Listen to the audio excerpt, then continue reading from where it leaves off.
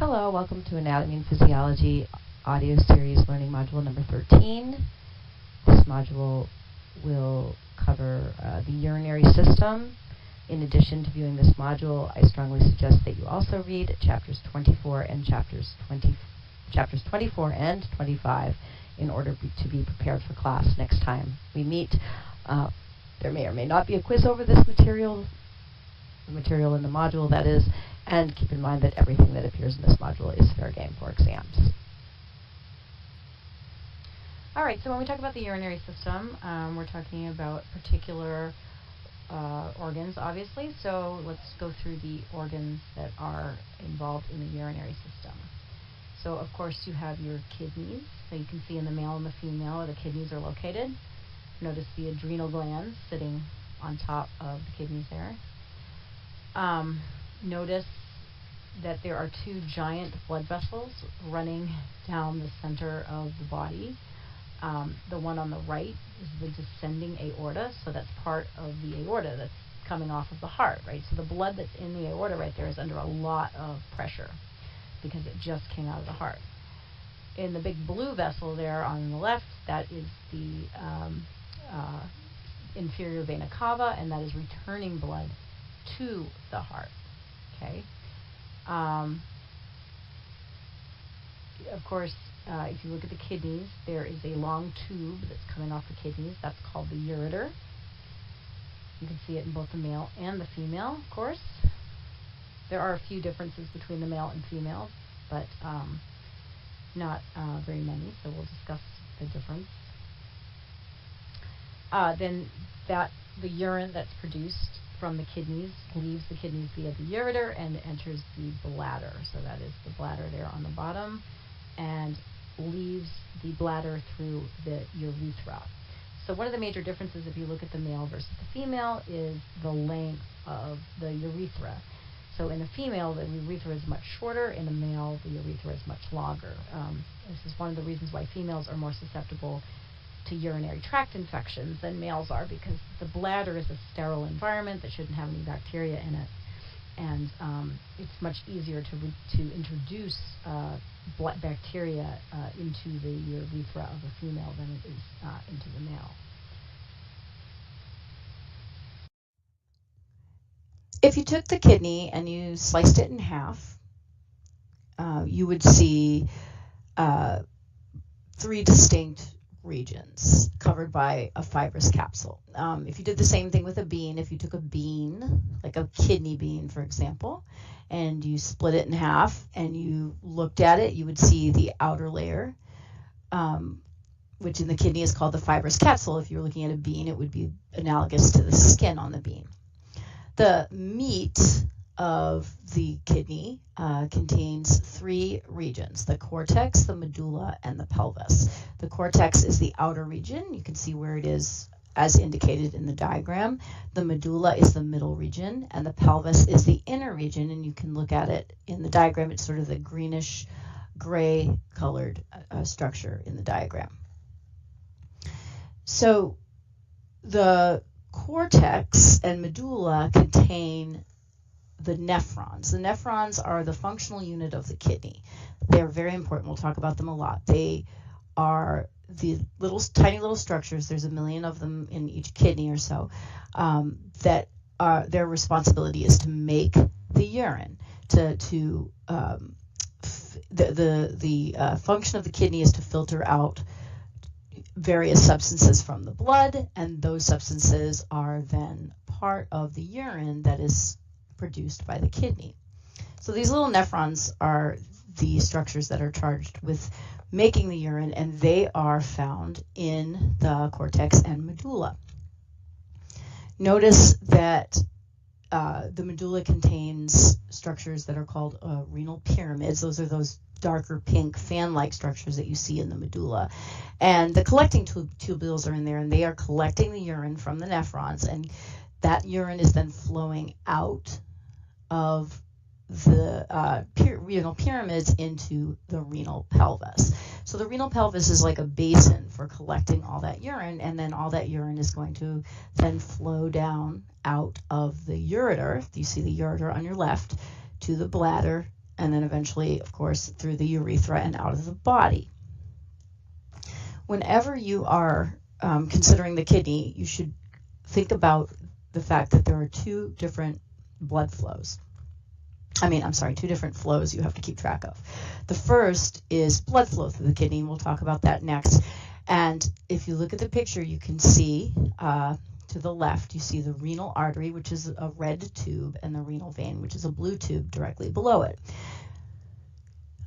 So the blood is coming, of course, ultimately from the left ventricle of the heart, and then it goes through the descending aorta and then through the renal artery into the kidney.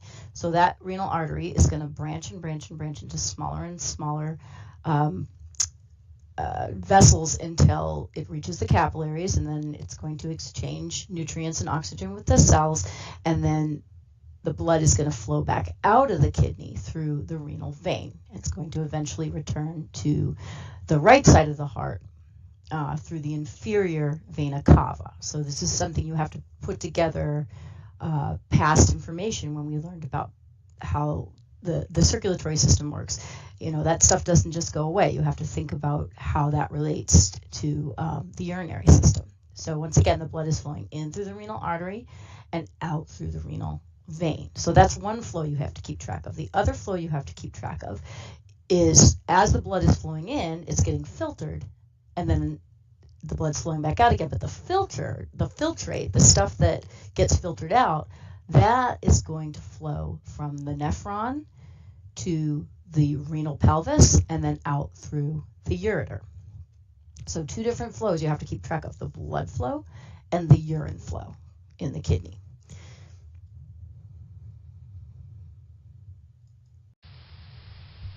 Okay, before we talk about how urine is made, we have to discuss blood flow through the kidney, because it's a little bit different than in other places in the body. There's some modifications.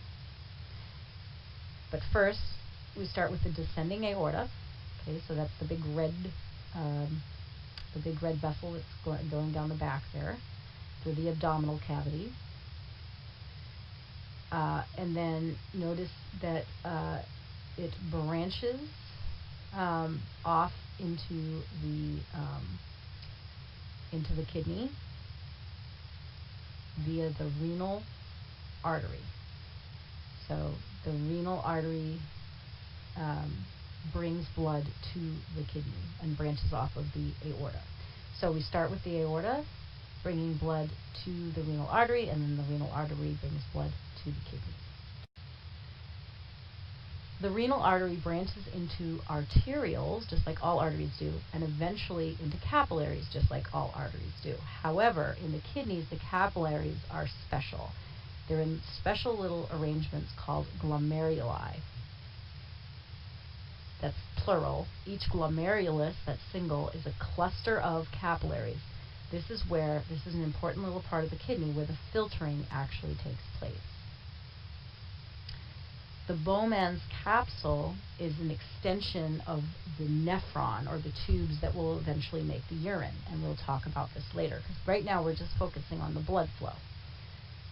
So if you look at the diagram there at the bottom left, the blood, first of all, let's go back. So the blood came from the aorta, renal artery, branches into arterioles, eventually branches into this little capillary bed called the glomerulus.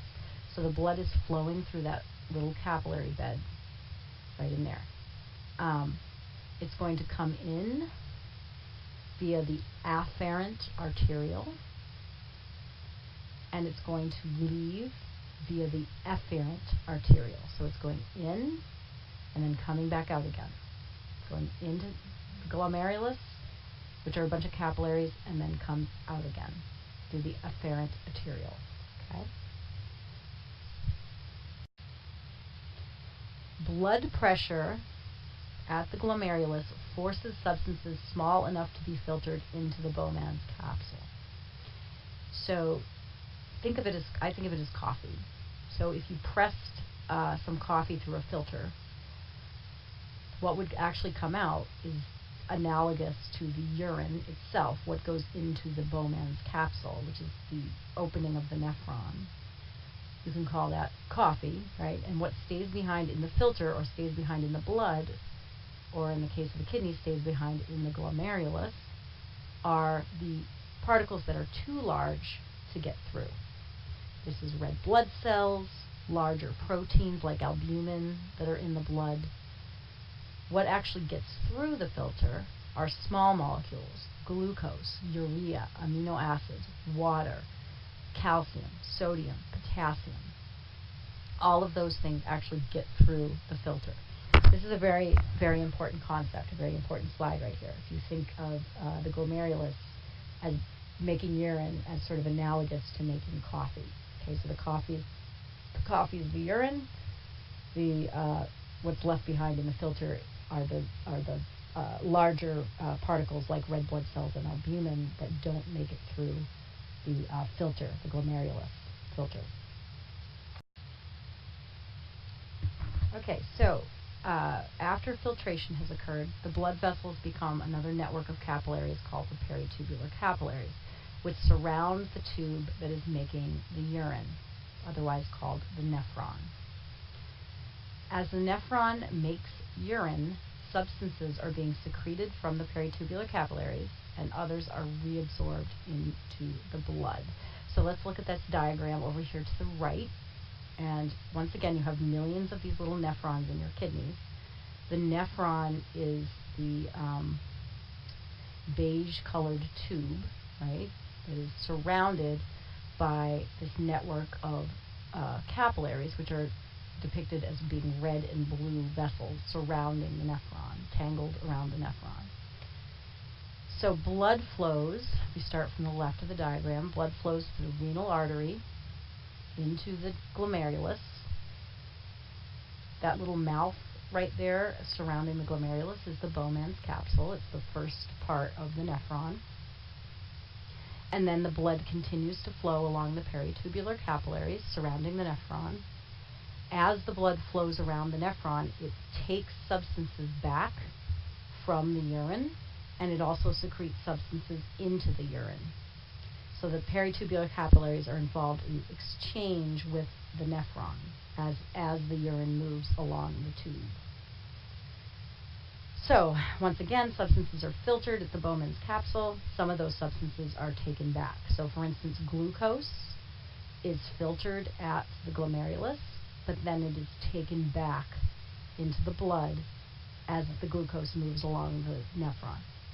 There should be, by the time the urine gets to the collecting duct there on the other side and ultimately goes into the pelvis and then out into the bladder, it has been modified. It shouldn't contain, for example, any glucose at all, because all the glucose should have been taken back into the blood.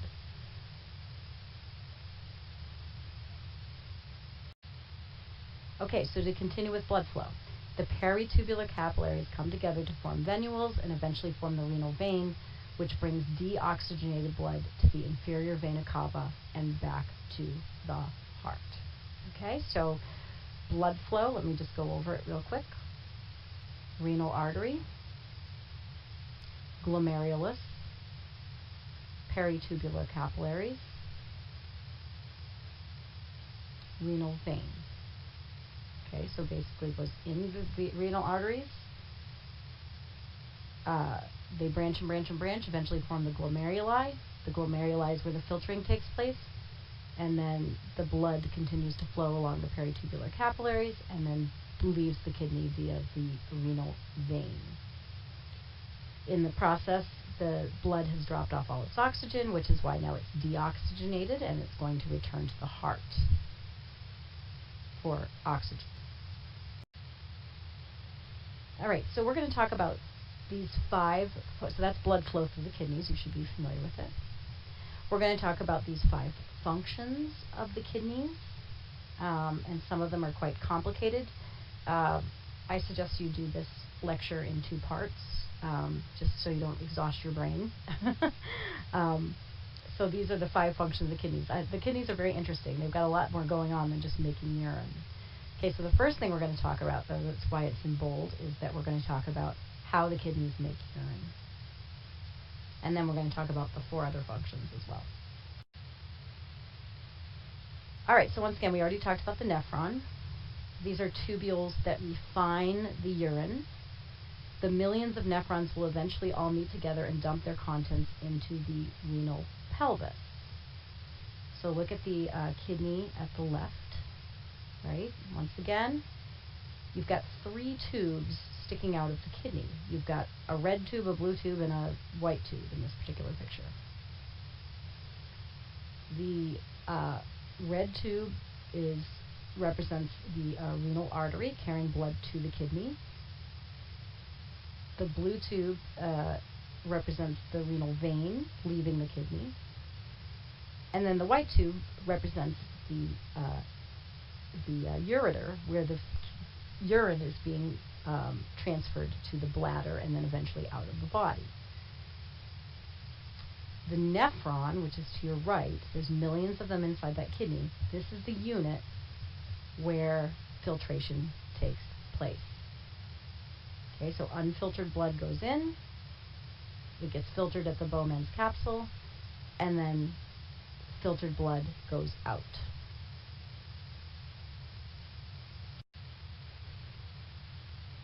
There are about 1 million nephrons in each kidney, and they cannot be replaced if they are damaged. This is important. Somebody that has renal failure may still have a few functioning nephrons. That's why they may produce some urine. However, there's so many nephrons that are damaged that they are no longer producing enough urine.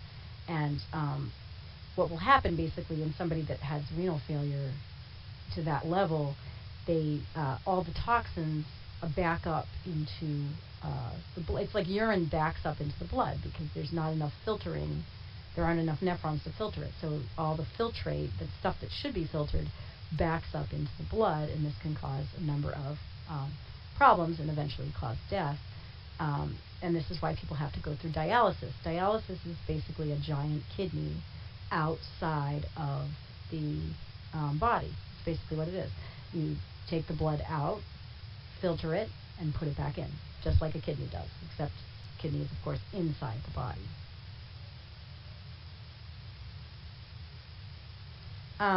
Don't worry about the different parts of the nephron. You're not responsible for that. But just so you know, there's different sections of the nephron. Okay, so your information. This is glomerular filtration, which we've already alluded to a couple of times, but we'll describe it again. The renal artery brings blood to the glomerulus. Water and dissolved solutes filter across the glomeruli into the BOWMAN'S capsule. Large molecules like albumin and red blood cells and other things are not filtered. They're too big. They're the coffee, right? They're coffee grounds. They're too big to get through. So if you look at the diagram, there's a lot on this diagram that you don't have to know. Like the parts of the nephron, for example, and also where aldosterone and ADH work, although it is, we did talk about aldosterone and antidiuretic hormone and how they are hormones that have their target is the kidneys. Well, this is just so you know, their target is actually the nephrons of the kidneys, and that's where they operate, right? So antidiuretic hormone pulls fluid back into the blood, back into the peritubular capillaries. Aldosterone pulls sodium back into the blood so that it increases the blood pressure. So that's where those hormones work, but that's more or less just FYI. So filtration happens at the glomerulus into the BOWMAN'S capsule. The urine, or the filtrate, travels along the nephron, so the proximal convoluted tubule, and then down through the loop of Henle, and then along the distal convoluted tubule. You don't have to know those names. But what's important is that while that is happening, substances are being taken back into the blood, or they're being secreted into the nephron, one or the other. And then by the time it reaches the collecting duct and the renal pelvis, now it is urine. It is the substance that is going to leave your body. The nephron tubules reabsorb substances back into the peritubular capillaries and therefore return them to general circulation. Some substances will also be added to the urine filtrate along the tubules, and this process refines the urine. Okay, so this is a nice summary that you need to watch of what we just discussed that will show you the nephron and how the filtration actually occurs at the glomerulus.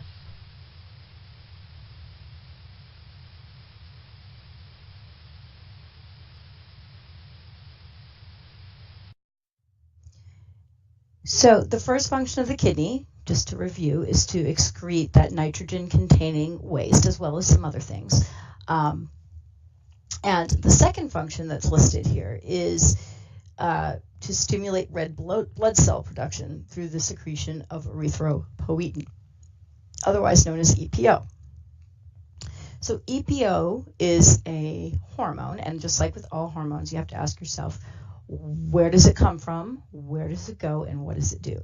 So EPO comes from the kidney, it flows through the blood, travels through the blood, and it affects the bone marrow, and it stimulates the bone marrow to produce the red blood cells. Remember, blood cells, this is past information, putting it together, remember blood cells are produced in the bone marrow. So EPO influences the development of the red blood cells.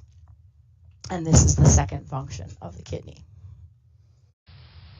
So somebody who has an issue with kidneys, if they have some kind of kidney failure, they may not be producing enough EPO, and it may actually cause them to have a certain type of anemia associated with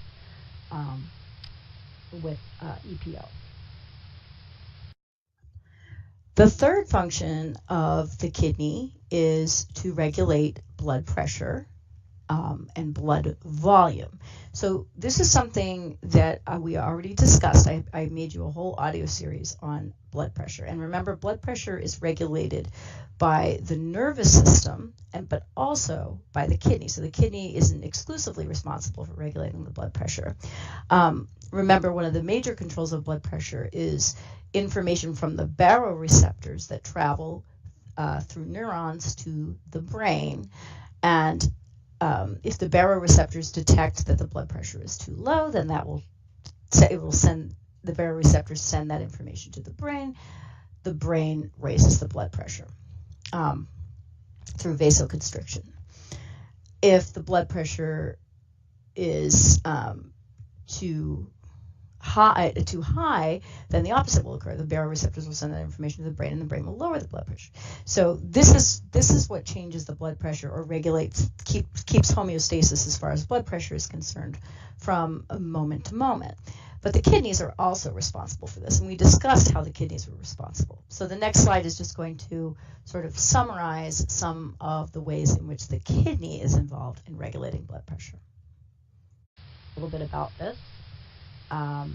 So this is just a summary.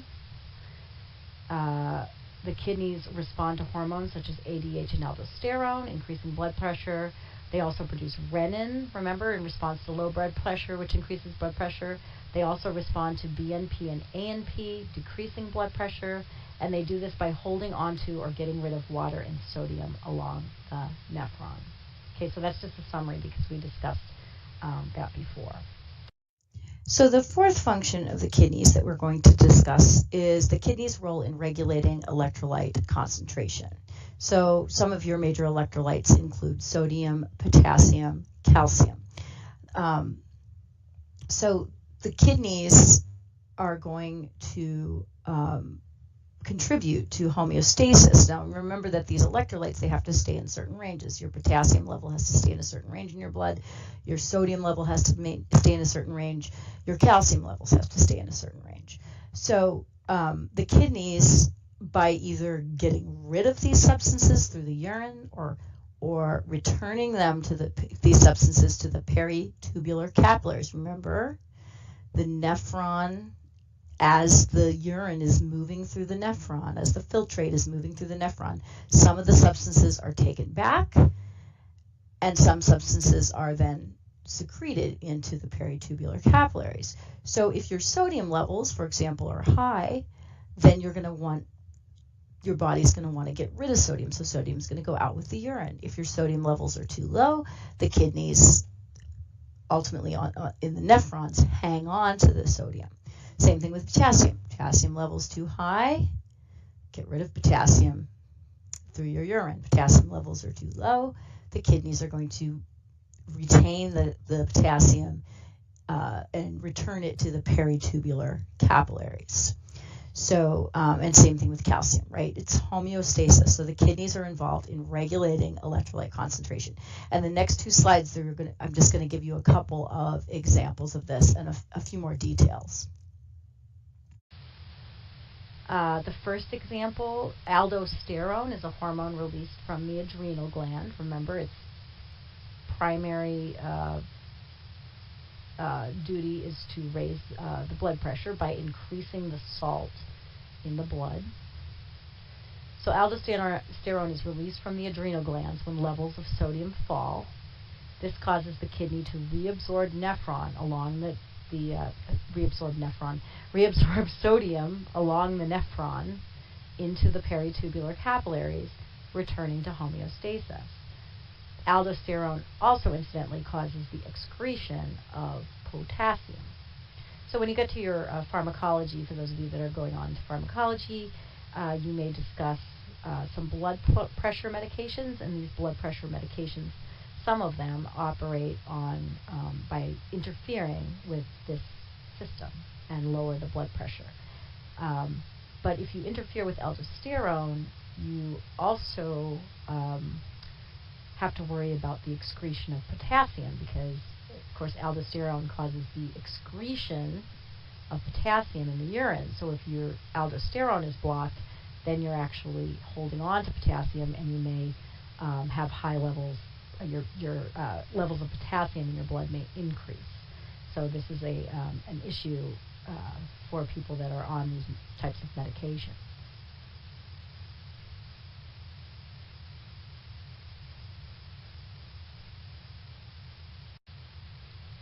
Okay, the second example of electrolyte regulation. So the first example, we talked about how the kidneys regulate sodium with the help of certain hormones. A second example of how the kidneys regulate electrolyte balance has to do with calcium. Remember, just to revisit the endocrine system a little bit, that calcitonin is released from the thyroid gland, and the parathyroid hormone is released from the parathyroid gland. So if calcium levels are too high, the object is to decrease the calcium, so calcitonin will be released. And how does calcitonin decrease the calcium levels in the blood? It decreases it by increasing the amount of calcium that's deposited on the bone, or the function of the osteoblasts. It decreases the amount of calcium that's absorbed in the intestines, because calcium, of course, is absorbed through the small intestine like most things, and decrease the amount of calcium reabsorption from the urine. So instead of calcium going from the nephron to the peritubular capillaries, calcium is going to go from the peritubular capillaries to the nephron and get excreted, right, with the urine. Makes sense if you think about it. Now the calcium levels fall. If calcium levels get too low, then you end up, then the parathyroid hormones are stimulated to release PTH. PTH does the opposite of calcitonin. It increases calcium released from the bones into the blood. It increases the amount of calcium that's absorbed in the intestines, and it increases the amount of calcium that's absorbed from the kidneys, from the nephron to the peritubular capillaries. So this process continues, right? And this is another way that the kidneys are involved in maintaining electrolyte balance. So the first way was through aldosterone, and we talked about sodium, and the second example was calcium, but keep in mind that all the electrolytes, such as potassium and others, are either excreted by the kidneys or not. So the final function of the kidneys that we will discuss is the kidney's involvement in regulating acid-base balance. This is a pretty complicated process. I recommend that if you haven't paused and taken a break yet, that you do that now before you embark on understanding the very complex process of acid-base balance.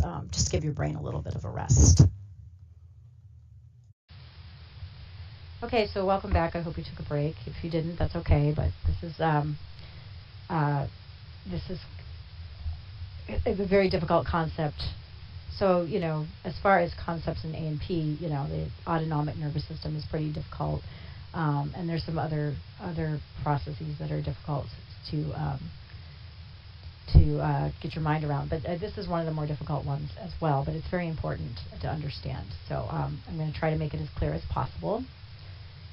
All right, so we're going to start with a little background. So the next several slides are just background information building up to the main event, okay? Remember, we're talking about the kidneys, and we're talking about how the kidneys control acid-base balance. All right, let's start with the hydrogen ion.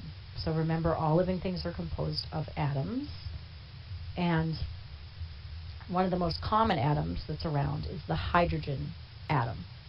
And hydrogen atoms often exist as ions.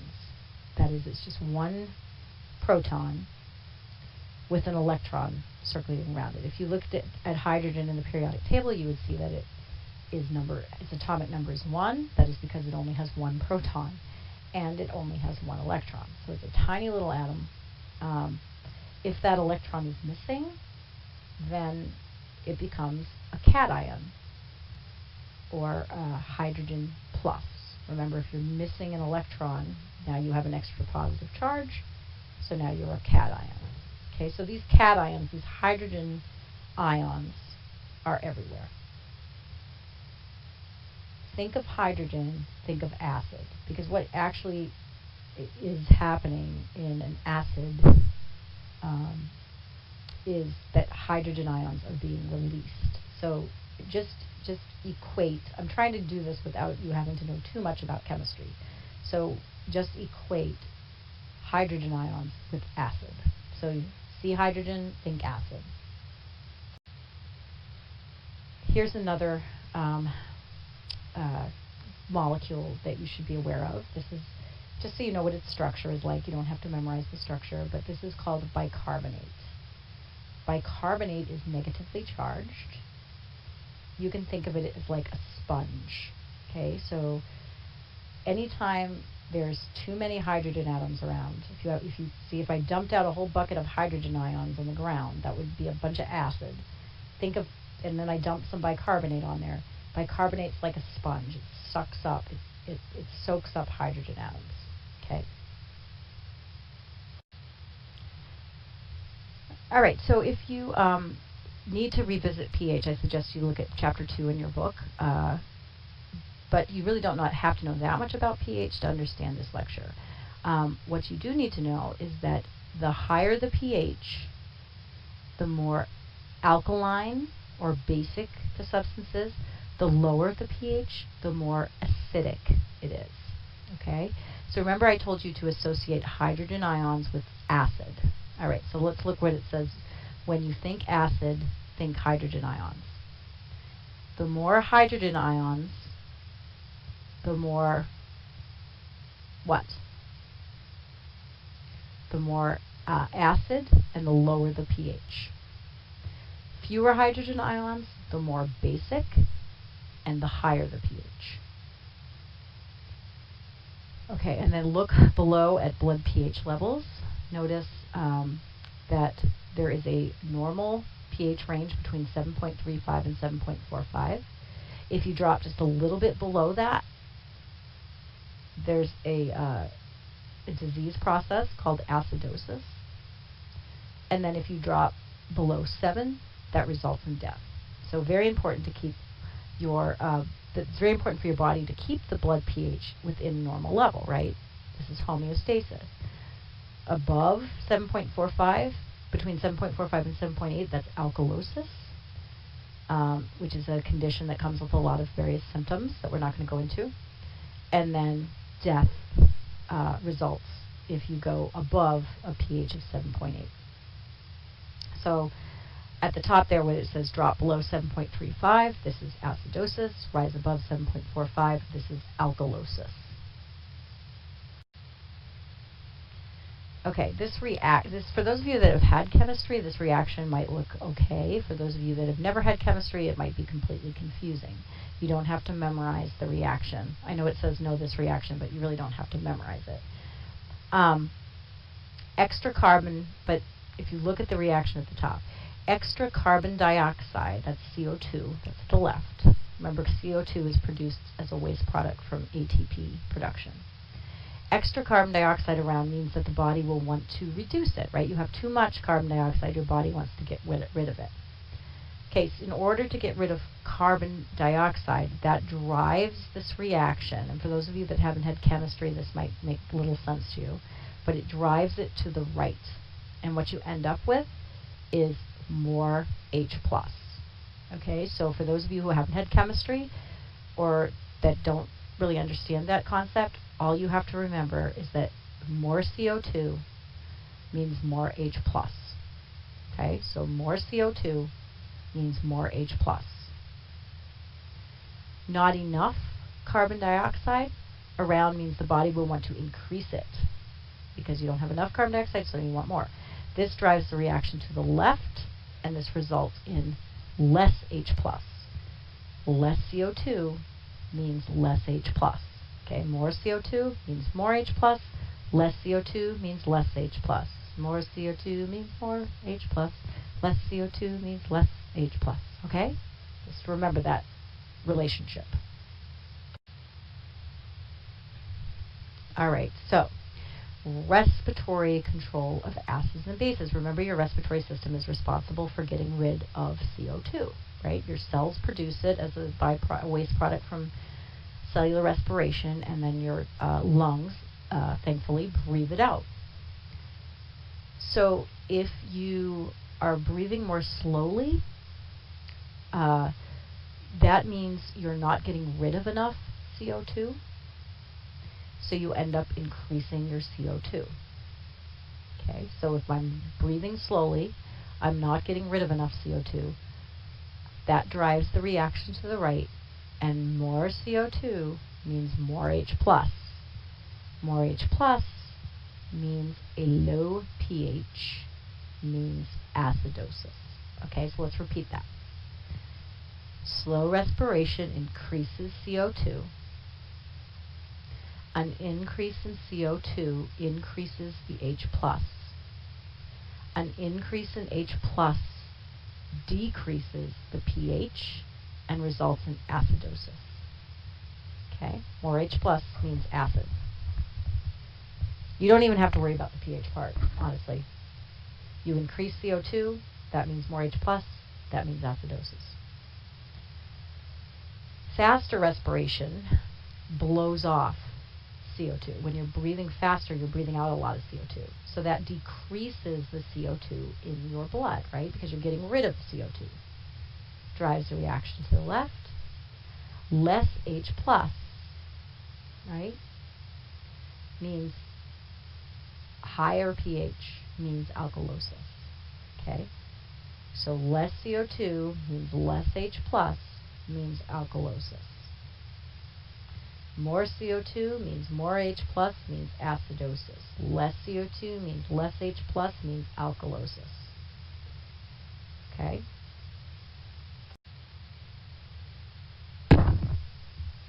So, to correct this problem, which is caused by the respiratory system, okay, because your body is either not getting rid of enough CO2, your lungs aren't getting rid of enough CO2, or they're taking in too much, or they're holding on to too much, I should say.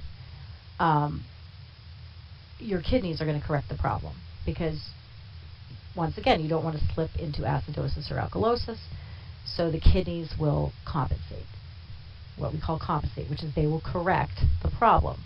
How do they correct the problem? They will reabsorb or excrete H+ as needed. So remember, along the nephron, along the peritubular capillaries, H+ is either going to go out with the urine or back into the blood. And it depends. If you're suffering from a situation where you have too much H+, in other words, that's acidosis, too much H+, then your kidneys are going to try to get rid of it, right? if you're suffering from a condition where you have too little H+, in other words, alkalosis, then your kidneys are going to want to hold on to H+, keep it. The other thing you can't forget is the sponge. Remember, bicarbonate mops up H+. So if you have too much H+, if you're in acidosis, too much CO2, too much H+, you need bicarbonate to sponge, to mop up the H+. If you have too little H+, you need to get rid of bicarbonate. Okay? Incidentally, the kidneys also make bicarbonate.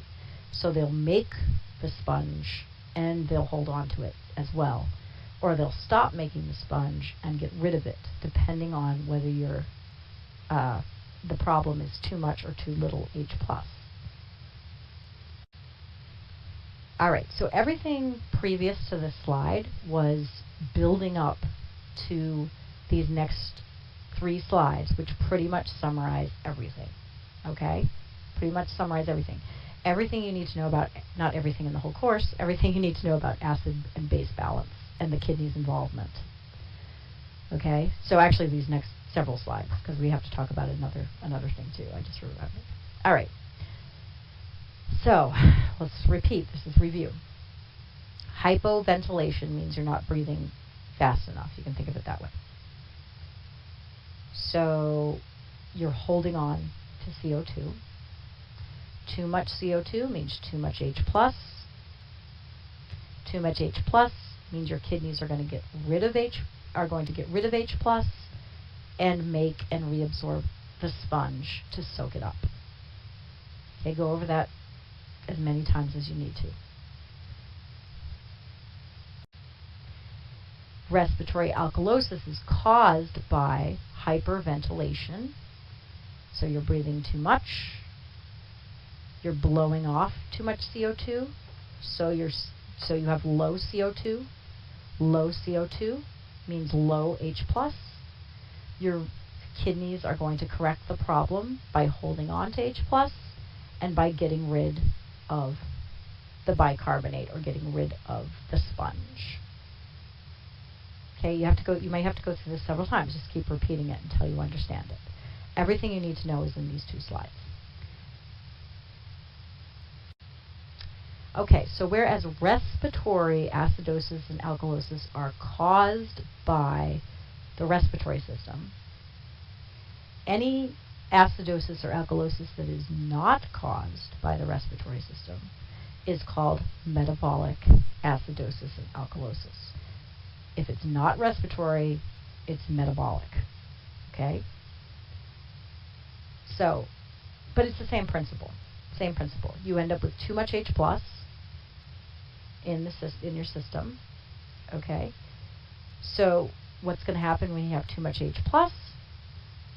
In order to decrease the H+, instead of your kidneys fixing the problem now, your lungs are going to fix the problem. And what they're going to do is they're going to start to try and blow off CO2. This is in an effort to get rid of the CO2 to lower the H+. Because remember, too much H+, too much CO2, get rid of the CO2. It's the same principle. That hasn't changed. That relationship between H+ and CO2. It's just that now the cause of the problem is not the CO2. Okay? Something else caused the extra H+. But it's still going to drive that reaction to the left. You're going to get rid of the CO2. Your CO2 is going to start to build up, and you're going to want to blow it off. And this lowers the pH.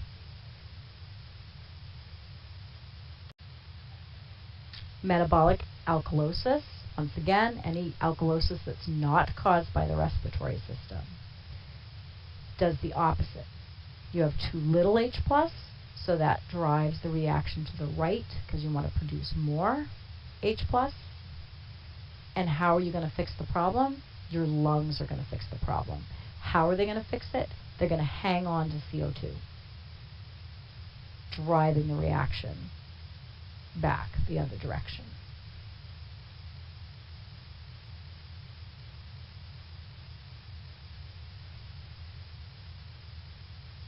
Okay, so this summarizes acidosis and alkalosis.